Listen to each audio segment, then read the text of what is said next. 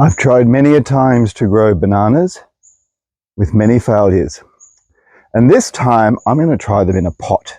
Some people say it can't be done, but with the new varieties, the dwarf varieties on the market, I think it can be done. And I have seen images in Singapore where it is done successfully. So that's what I'll be trying to do. So there are some dwarf varieties on the market. And look out for those particular ones, the Dwarf Cavendish. And I can't remember its actual marketed name, but that is a really good option to start with. Otherwise, basically these have been in pots for, I think, almost like 2 years. They are a little bit slower than expected because I haven't given them enough TLC, but they are in a lot of sun. They are watered frequently. They are fertilized probably once or twice a year, but I'm going to be boosting that up a little bit more to stimulate more growth and hopefully some flowers and therefore the fruit. But I will be getting hold of the special little dwarf one that is now available in Queensland. I just have to source it from a local garden centre. And yes, you're better off buying it from a garden centre rather than a pup from someone else, mainly because it's certified to be disease-free, and we do have certain diseases here in Queensland which we do not want to encourage. So as I've said, I have tried in the past, when I've had it in the outer area of the property, the possums, the bush rats, everything ate all of the fruit. I got nothing.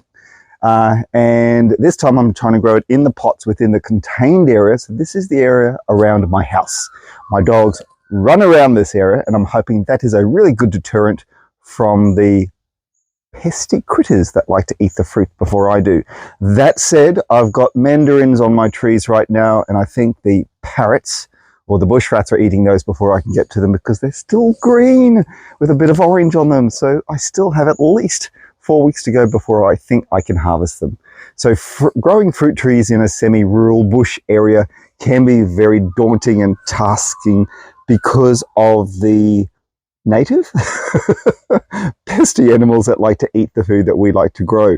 I've got some netting I'll be putting over the fruit trees, and hopefully that will reduce the citrus robbers who keep stealing the fruit from me.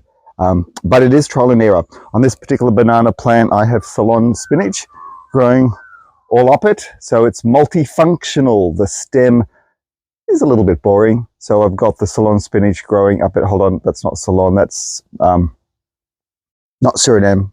Yes, it is Ceylon spinach. I've got all my spinaches mixed up just then.